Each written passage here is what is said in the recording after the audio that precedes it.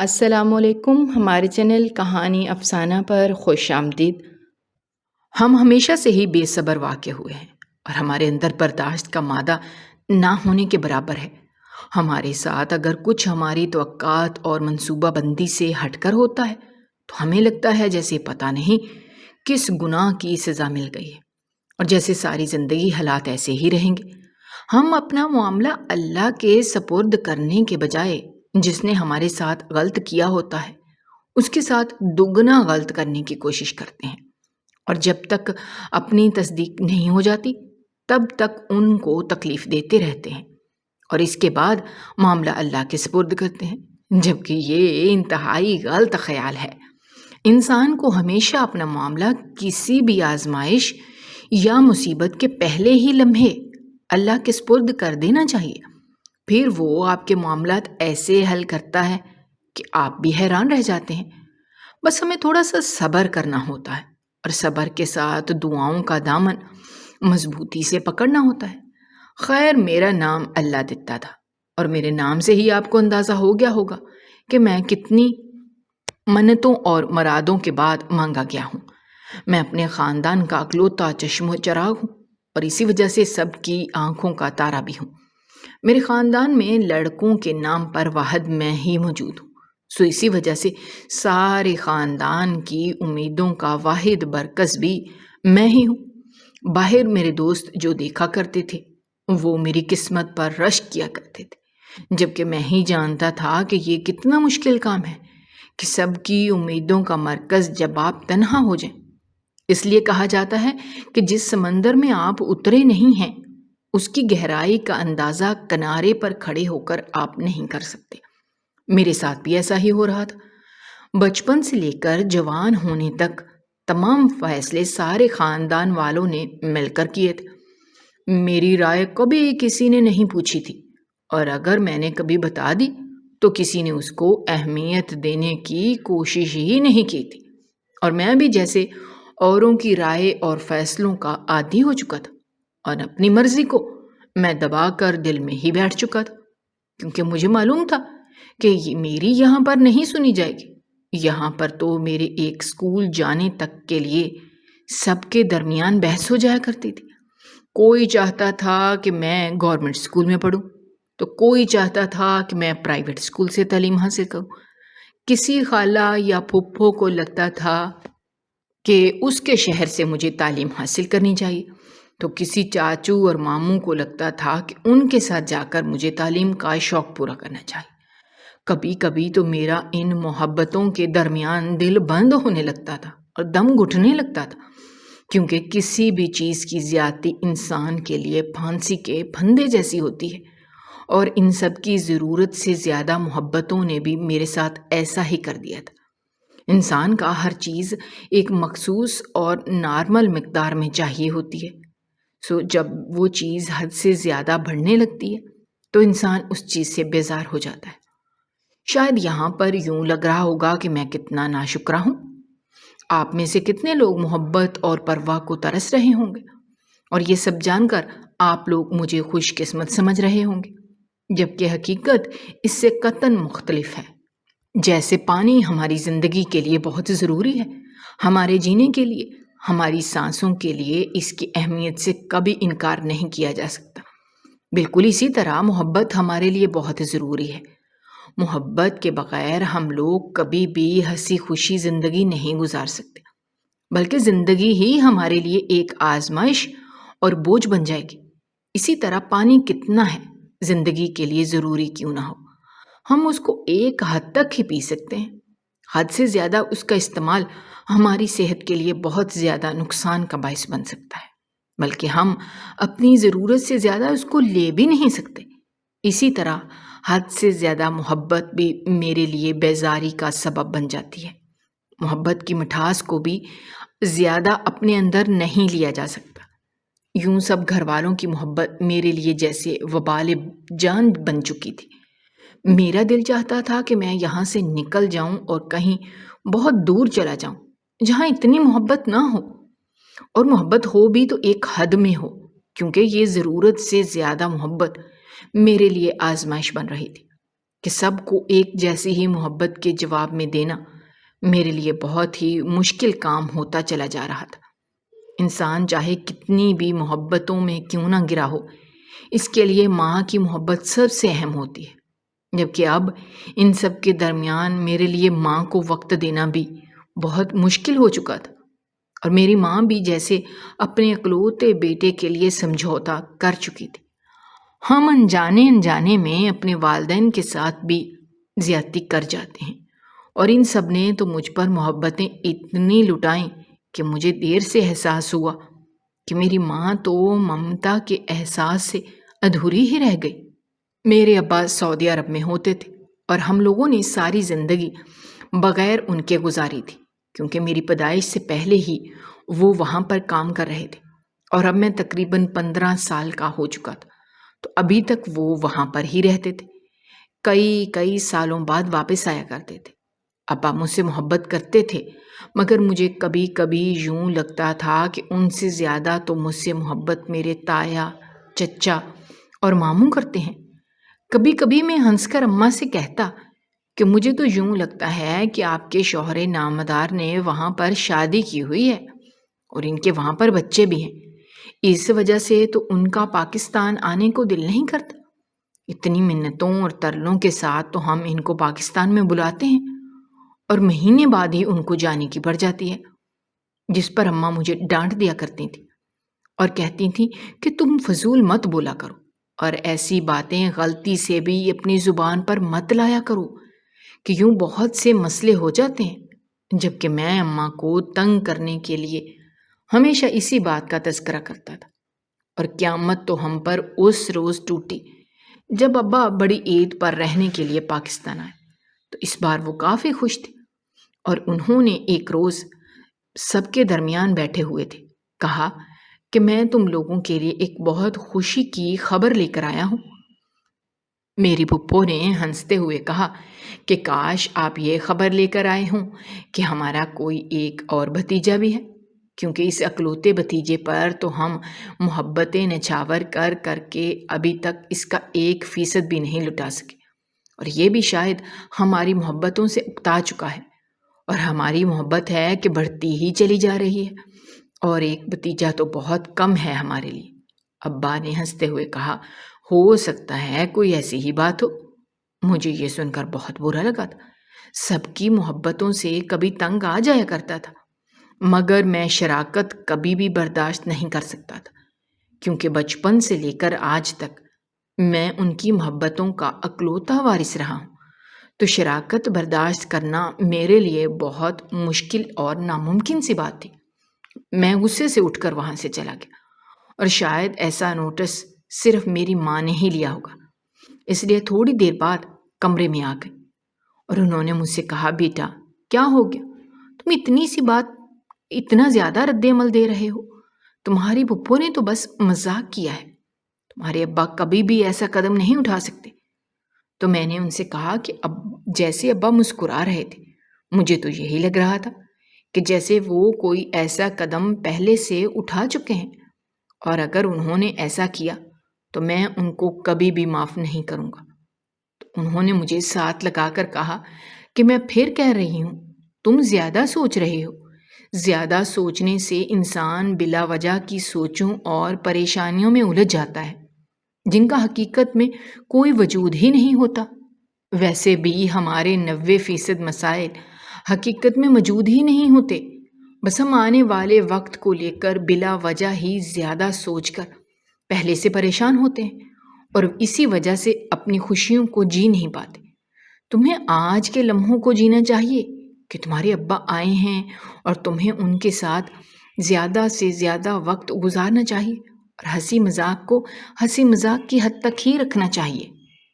تم خود ہی تو کہتے ہو کہ ہر چیز حد میں اچھی لگتی ہے، کل کیا ہوگا اس کی فکر میں اپنا آج خراب کرنا سراسر بے وقوفی ہے۔ اتنی دیر میں میری پھپھو بھی آ گئیں، کیونکہ ان کو بھی علم ہو چکا تھا کہ مجھے کیا بات بری لگی ہے۔ تو انہوں نے کہا کہ بیٹا، میں اپنے بھائی کو اچھی طرح سے جانتی ہوں، وہ ایسا کبھی نہیں کر سکتے۔ میں نے تو بس مذاق کا رنگ دینے کے لیے یہ بات کہی تھی۔ اور یہ جتایا تھا کہ تم ہمارے لیے کس قدر اہم ہو۔ شاید الفاظ کا رد و بدل کچھ ایسا ہو گیا کہ تم ہرٹ ہو گئے۔ اگر تمہیں میری بات بری لگی ہے تو مجھے معاف کر دو کہ یہ انجانے میں ہوا ہے، ورنہ جان بوجھ کر تو میں کبھی بھی تمہارا دل نہیں دکھا سکتی۔ میں تم سے ہاتھ جوڑ کر معافی مانگتی ہوں۔ یہ کہنے کے بعد انہوں نے فوراً میرے سامنے ہاتھ جوڑ دی، تو میں نے فوراً ان کے ہاتھوں کو اپنے ہاتھوں میں لے کر نفی میں سر ہلایا اور شرمندہ لہجے میں کہا، پھپھو اب کیوں مجھے شرمندہ کر رہی ہیں؟ انہوں نے محبت سے میرے چہرے پر ہاتھ رکھا اور کہا کہ بیٹا شرمندہ نہیں کر رہی، میرے جان سے بھی پیارا بھتیجا اور بیٹا، اگر ناراض ہوگا تو میں اس کو منانے کے لیے اتنا تو کروں گی نا۔ ان کی اتنی محبت پر میری آنکھوں میں خوشی سے چمک آ گئی اور دل میں سوچا کہ میں واقعی میں کتنا خوش نصیب ہوں، ورنہ میرے سارے دوست تو اپنی پھپھیوں کی سازشوں سے تنگ آئے ہوئے تھے اور مجھے کہتے تھے کہ تم کون سے آسمان سے اترے خاندان میں رہتے ہو جہاں تم سے تمہاری پھپھیاں اتنا پیار کرتی ہیں۔ مجھے خاموش دیکھ کر انہوں نے کہا، کیا مطلب، تم نے مجھے ابھی معاف نہیں کیا؟ تو میں نے کہا، ایسا کچھ بھی نہیں ہے، میں یوں ہی زیادہ ریئیکٹ کر گیا تھا۔ تو انہوں نے کہا، تم نے بالکل ٹھیک کیا ہے، چلو آؤ اب آ کر سب کے ساتھ بیٹھو۔ اس کے بعد یوں ہی کئی دن گزر گئے تھے اور مجھے اماں کافی پریشان سی نظر آنے لگی تھی۔ تو میں نے ان سے پوچھنے کی کوشش کی تو انہوں نے کہا، کچھ بھی نہیں، بس شاید موسم تبدیل ہو رہا ہے تو اس وجہ سے طبیعت کچھ اداس سی لگ رہی ہے، ورنہ میں بالکل ٹھیک ہوں۔ انہوں نے یہ بات مسکراتے ہوئے کہی تھی، مگر پتہ نہیں کیوں مجھے ان کی مسکراہٹ بہت غمگین سی معلوم ہوئی تھی۔ اس لیے میں نے ان سے کہا کہ اماں کوئی بھی بات ہے آپ مجھ سے کر سکتی ہیں۔ انہوں نے کہا، بیٹا ایسی کوئی بات نہیں ہے، تم بلا وجہ زیادہ سوچ کر پریشان مت ہوا کرو۔ اور پھر کچھ یوں ہوا کہ ایک روز میں نے ابا کو کسی سے کال پر بات کرتے ہوئے دیکھا۔ وہ کسی کو تسلی دے رہے تھے اور کہہ رہے تھے کہ پریشان مت ہو، میں جلد واپس آ جاؤں گا، تمہیں پریشان ہونے کی یا ٹینشن لینے کی کوئی ضرورت نہیں ہے۔ میں ایک دم فکر مند سا ہو گیا کہ آخر وہاں پر کون ہے جو ابا کی عدم موجودگی کی وجہ سے اتنا پریشان دکھائی دے رہا ہے۔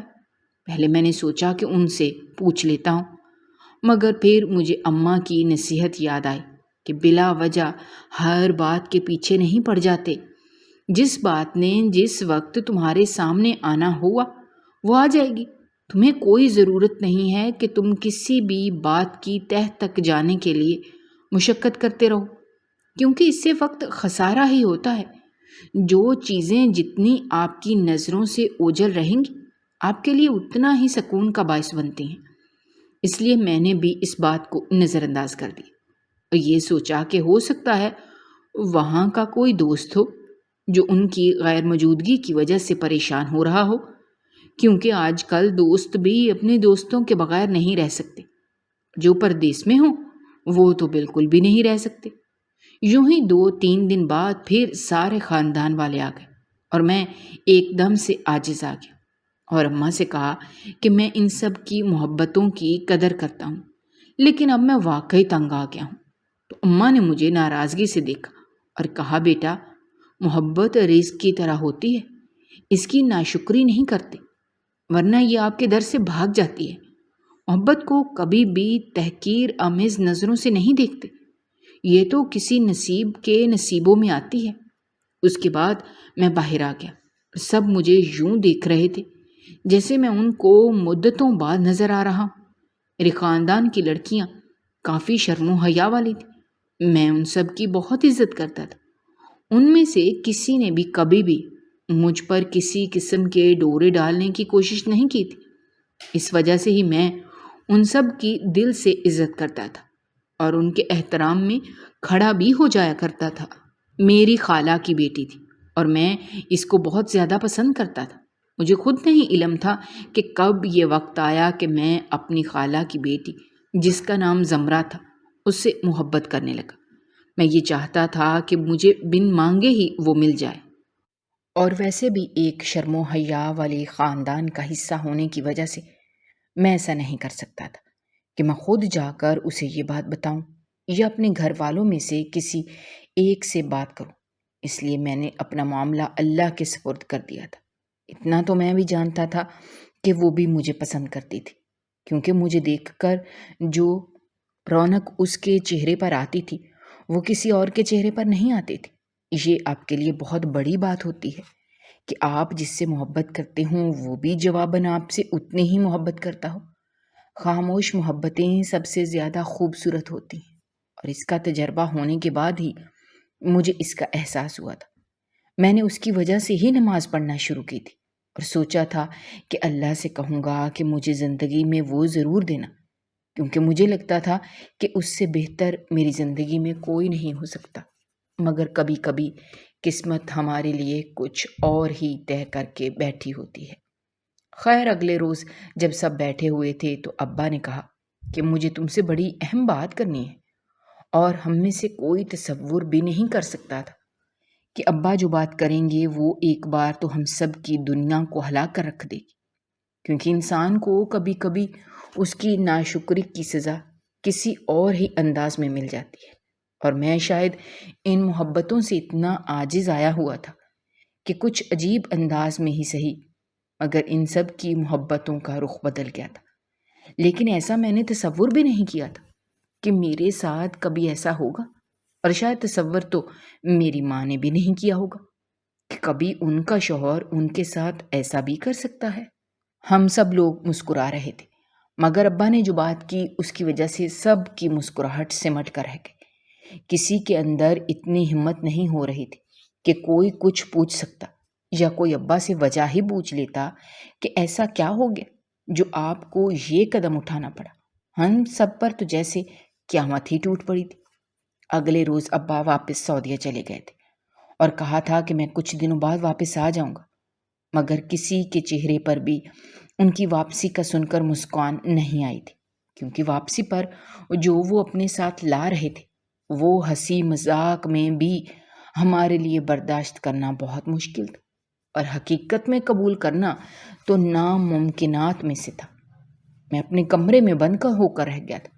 اماں اور باقی سب نے مجھے سمجھانے کی بہت کوشش کی تھی کہ دیکھو، جو ہونا تھا وہ ہو چکا ہے، تم کیوں کمرے میں بند ہو کر رہ گئے ہو؟ تمہاری جگہ ہماری زندگی میں کوئی بھی نہیں لے سکتا۔ تو میں نے ہنستے ہوئے کہا کہ میرے باپ کی زندگی میں تو میرے آنے سے پہلے ہی میری جگہ کوئی اور لے چکا تھا۔ جس پر میرے چاچو نے کہا کہ بیٹا کوئی بات نہیں، تمہارے پیار میں کبھی کمی نہیں آئے گی۔ اب جو ہو چکا ہے اس کو قبول کرنے کے سوا ہمارے پاس کوئی اور چارہ نہیں ہے، کیونکہ اگر ہم قبول نہیں کریں گے تو حالات خراب ہوں گے، ٹھیک تو بالکل نہیں ہوں گے۔ البتہ اگر ہم ٹھیک کرنے کی نیت رکھتے ہیں تو ہمیں اس بات کو قبول کر لینا چاہیے۔ میں نے ان کو دکھ سے دیکھتے ہوئے کہا کہ آپ کے نزدیک یہ اتنا آسان ہے؟ تو انہوں نے کہا بیٹا، اگر آسان نہیں ہے تو مشکل بھی بالکل نہیں ہے۔ ویسے بھی یہ کوئی اتنی بڑی بات نہیں ہے جس پر تم نے کھانا پینا چھوڑ دیا ہے۔ میں نے غصے میں اور غم سے ان کو دیکھتے ہوئے کہا چاچو، میرے باپ نے شادی کر رکھی ہے اور ان کا ایک عدد مجھ سے بھی بڑا بیٹا ہے، اور آپ کہہ رہے ہیں کہ یہ کوئی بڑی بات نہیں ہے؟ اور یہ بات بابا ہمیں کل بتا کر گئے ہیں، وہ جلد ہی اس کو ہمارے درمیان لے آئیں گے، اور آپ کہہ رہے ہیں کہ یہ کوئی بڑی بات نہیں ہے؟ کیا آپ میری ماں کا غم سمجھ سکتے ہیں، جس کو اب علم ہوا ہے کہ ان کا شوہر کیوں وطن واپس نہیں آتا تھا، کیوں ان کو انتظار کی سولی پر لٹکایا ہوا تھا؟ اور میں جو باپ کی شفقت کو، محبت کو ترسا ہوں، آپ سب کی محبت میرے لیے بہت زیادہ تھی، مگر میرے اندر پھر بھی ایک خلا تھا، کیونکہ مجھے باپ کی محبت کی کمی محسوس ہوتی تھی، اور مجھے اب احساس ہو رہا ہے کہ وہ تو کسی اور کی کمی پوری کر رہے تھے، اور آپ اب بھی کہہ رہے ہیں کہ کوئی بڑی بات نہیں ہے۔ میں چھوٹے بچوں کی طرح پھوٹ پھوٹ کر رونے لگا تھا۔ کسی کے سمجھانے کا مجھ پر رتی بھر بھی اثر نہیں ہو رہا تھا۔ اماں نے، پھپھو نے اور باقی سب نے مجھے سمجھانے کی بہت زیادہ کوشش کی اور کہا کہ دیکھو، اس سے فقط تمہیں تکلیف ہوگی، اس کے علاوہ کچھ بھی نہیں ہوگا، اس لیے تمہیں ان چیزوں کے بارے میں نہیں سوچنا چاہیے۔ یوں ہی کئی دن گزر گئے تھے تو میں نے کہا کہ میں مدرسے جانا چاہتا ہوں میرے اس فیصلے کو سن کر ایک بار تو سب کو سانپ سونگ گیا تھا۔ تو سب نے کہا کہ یہ کیا بات ہے؟ میں نے کہا میں وہاں پر قرآن پاک حفظ کرنا چاہتا ہوں، اللہ کے قریب ہونا چاہتا ہوں، شاید اس سے ہی میں اپنے باپ کو معاف کر دوں اور اس آنے والے نئے فرد کو قبول کر لوں، کیونکہ اس کے علاوہ اور کوئی چارہ نہیں ہے کہ میں اپنا ظرف بڑا کر سکوں، کیونکہ میرے لیے یہ بہت بڑی بات ہے اور اس بات کو سمجھنے اور قبول کرنے کے لیے مجھے بہت زیادہ ہمت اور استقامت کی ضرورت ہے۔ اس کے بعد اماں سے میں نے کہا کہ آپ ایک باظرف عورت ہیں جو آپ نے ابا کی اس غلطی کو معاف کر دیا۔ میں اتنا باظرف ابھی نہیں ہوا، اس کے لیے مجھے بہت زیادہ محنت درکار ہے۔ اس کے بعد میں وہاں سے چلا گیا۔ سب بہت زیادہ پریشان تھے، مگر میں نے سب کو تسلی دی اور کہا کہ فکر مت کریں، میں بہت جلد لوٹ کر آؤں گا اور آپ لوگ بھی اس آنے والے فرد کو قبول کر لیجیے گا۔ میں جتنی آسانی سے ان لوگوں کو یہ نصیحت کر رہا تھا، اتنی ہی میرے خود کے لیے مشکل ہو رہی تھی، کیونکہ سب کی اکلوتی محبتوں کے وارث کے ساتھ جب ایسا ہو تو اس کا رد عمل بھی ایسا ہی ہوتا ہے۔ میرے لیے یہ بہت بڑی بات تھی اور میں حیران ہو رہا تھا کہ میری ماں سمیت سب نے کیسے اس بات کو اتنا ہلکا لیا ہوا تھا۔ یعنی میری زندگی کے 18 سال بعد اچانک ابا نے بتایا کہ میرا 23 سال کا بھائی بھی ہے اور انہوں نے یہ شادی میری ماں سے شادی سے بھی پہلے کی تھی اور آپ ان کی دوسری بیوی کا انتقال ہو چکا ہے، تو وہ اپنے دوسرے بیٹے کو پاکستان لانا چاہتے ہیں، جبکہ سوچا جائے تو دوسرا بیٹا وہ نہیں میں تھا۔ اور اسی چیز کی مجھے زیادہ تکلیف ہو رہی تھی کہ باپ کی محبتوں کا اکلوتا حقدار میں کبھی رہا ہی نہیں تھا، اور اب خاندان کی محبتوں کا بھی اکلوتا حقدار میں نہیں رہوں گا۔ اپنے حق سے دستبردار ہونا بڑے ہی دل اور جگرے کا کام ہوتا ہے۔ خیر وہاں سے مدرسے آ گیا میں ویسے بھی کوئی آوارہ اور بگڑا ہوا لڑکا نہیں تھا، نمازیں بھی پڑھتا تھا، قرآن پاک میں بھی میرا اچھا خاصا دل لگتا تھا۔ اس لیے میں نے سوچا تھا کہ جب میں قرآن پاک حفظ کروں گا اور اس کو سمجھ کر پڑھوں گا تو بہت سی چیزیں میرے لیے آسان ہو جائیں گی۔ میں کہاں جانتا تھا کہ ابھی آزمائشوں نے مجھے دیکھ لیا ہے۔ میں نے کب سوچا تھا کہ میری سب سے بڑی آزمائش محبت کو لے کر ہوگی۔ اس کے بعد چند ہفتوں کے بعد ہمیشہ کے لیے ابا گھر آ گئے اور میرا وہ بھائی جس کا نام عیسیٰ تھا وہ بھی آ گیا۔ کوئی اور وقت ہوتا تو ابا کی ہمیشہ آنے کا سن کر سب سے بڑا جشن میں ہی مناتا، اور یہ میں کہا بھی کرتا تھا کہ ابا جب ہمیشہ کے لیے پاکستان آئیں گے تو میں ایسا جشن مناؤں گا کہ ساری دنیا دیکھتی رہ جائے گی۔ مگر میں کہاں جانتا تھا کہ ابا کیسے پاکستان واپس آئیں گے، ویسے بھی ساری دنیا دیکھتی ہی رہ جائے گی۔ کبھی کبھی انسان دعائیں بھی بڑے عجیب انداز میں مانگ لیتا ہے اور وہ پوری بھی ہو بہو ہوتی ہیں، تو پھر اس کو احساس ہوتا ہے کہ دعائیں مانگنے کا طریقہ تھوڑا مختلف ہونا چاہیے۔ میں نے آج سے زیادہ کبھی اتنی اذیت محسوس نہیں کی تھی جب یہ سوچا کہ آج میری جگہ عیسیٰ لے گا۔ آج وہاں پر کسی کو میرا خیال تک نہیں آیا ہوگا کیونکہ ان کو عیسیٰ جو مل چکا ہوگا۔ اتنی دیر میں مجھے کسی انکل نے پیغام دیا کہ تمہیں گھر سے کوئی لینے آیا ہے۔ مجھے ایک دم بہت خوشی ہوئی، مگر میں گھر نہیں جانا چاہتا تھا، تو کوئی بہانہ سوچتا ہوا میں ویٹنگ ایریا کی طرف چلا گیا۔ وہاں پر چاچو اور ماموں بیٹھے ہوئے تھے اور وہ مجھے فورس کرنے لگے کہ مجھے گھر جانا چاہیے، جبکہ میں نے کہہ دیا کہ میں گھر نہیں جانا چاہتا ہوں، کہ میرے اندر اتنی ہمت نہیں ہے۔ انہوں نے کہا کہ تمہارے ابو تمہارا انتظار کر رہے ہیں اور یہ غلط بات ہے، تمہیں اس کو جا کر ایک بار خوش آمدید کہنا چاہیے۔ وہ کافی شریف اور معصوم سا لڑکا ہے۔ مجھے یہ سن کر اور بھی زیادہ برا لگا تھا کہ پہلے سب کی نظروں میں سب سے شریف، معصوم اور اچھا میں تھا، اب کوئی اور بھی اس میں حصے دار ٹھہر رہا ہے۔ یہ حصے داری کا تصور ہی بڑا اذیت ناک تھا۔ میں نہیں جانا چاہتا تھا، مگر ان لوگوں نے مجھے بہت زیادہ فورس کیا، تو کبھی کبھی آپ کا اپنوں کی محبتوں کی وجہ سے آپ مجبور ہو جاتے ہیں۔ اس لیے دل پر پتھر رکھ کر میں وہاں چلا گیا۔ سبھی اس کے ارد گرد بیٹھے ہوئے تھے۔ مجھے دیکھتے ہی ابا نے فوراً ہی ہاتھ میرے سامنے جوڑ دیے، تو میں نے فوراً ان کے ہاتھ پکڑ لیے اور ناراضگی سے کہا، یہ کیا کر رہے ہیں آپ؟ تو انہوں نے کہا، مجھے نہیں پتا تھا کہ تم اتنا زیادہ برا منا لو گے۔ یقین کرو تمہارے برا منا جانے کے ڈر سے ہی اور تمہارے ہرٹ ہو جانے کے ڈر سے ہی میں نے یہ بات اتنے سال نہیں بتائی۔ تم سوچو تمہارے بھائی کے دل پر بھی کیا گزرتی ہوگی۔ میں نے واقعی اس لمحے سوچا تو مجھے احساس ہوا کہ زیادتی تو اس کے ساتھ ہوئی تھی کہ وہ اتنے زیادہ اپنوں کے ہوتے ہوئے ساری زندگی تنہا رہا تھا۔ اس لیے میں نے کہا کہ بس یہ اچانک خبر برداشت کرنا اور ہضم کرنا میرے لیے مشکل ہو گیا تھا، ورنہ ایسا کچھ بھی نہیں ہے۔ اور مجھے دیکھ کر وہ کھڑا ہو گیا۔ وہ بہت خوبصورت اور اچھا انسان معلوم ہو رہا تھا۔ میں نے مسافے کے لیے ہاتھ اس کی جانب بڑھایا، مگر اس نے آگے بڑھتے ہی مجھے گلے لگا لیا، اور اس کے گلے لگنے سے مجھے پتہ نہیں کس قسم کا سکون ملا تھا۔ شاید اپنے خون کے گلے لگنے سے اس قسم کا احساس انسان کے نصیبوں میں آتا ہے۔ اس کے بعد میں اماں سے ملا تو اماں نے مجھے کہا کہ بیٹا، اللہ کے ہر کام میں بہتری ہوتی ہے۔ تم یقین کرو یہ تمہارا حق بالکل بھی نہیں لے گا، بلکہ یہ تو یہاں پر بس وہی لینے آیا ہے جو اس کا نصیب ہے، کیونکہ آپ کا نصیب جو بھی ہو وہ آپ تک پہنچ جاتا ہے۔ خیر، اس کے بعد لمبی دعوت ہوئی تھی۔ یہ سب برداشت کرنا آسان نہیں تھا، مگر مجھے اتنی بھی تکلیف نہیں ہوئی تھی جتنا میں نے سوچا تھا۔ یعنی مجھے لگا تھا کہ اگر میں اس کو دیکھوں گا تو میرا خون غصے سے کھول اٹھے گا، جبکہ ایسا نہیں ہوا تھا۔ مجھے وہ بہت بے ضرر سا لڑکا لگا تھا۔ اس کے بعد میں حفظ کرنے کے لیے مدرسے میں چلا گیا تھا، اور میں مہینے ڈیڑھ بعد گھر آ جایا کرتا تھا۔ وہ گھر والوں کے ساتھ کافی گھل مل گیا تھا، اور میرے ساتھ بھی اس کا تعلق کافی اچھا استوار ہو گیا تھا۔ اماں کے ساتھ بھی اس کی کافی اچھی دوستی ہو گئی تھی۔ ایک بار اماں نے مجھے بتایا کہ تمہارے ابا نے یہ شادی اس لیے کی تھی کیونکہ ان کو وہاں پر کاغذات بنانے میں بہت زیادہ دشواری پیش آ رہی تھی، مگر انہوں نے شادی خلوص نیت کے ساتھ کی تھی اور آخری دم تک اس بیوی کا ساتھ بھی نبھایا تھا، مگر میرے ساتھ بھی کبھی کوئی زیادتی نہیں ہونے دی تھی۔ ویسے بھی میں حفظ کر رہا تھا اور ساتھ تفسیر پڑھ رہا تھا، تو اس وجہ سے میرا دماغ کافی حد تک بدل گیا تھا۔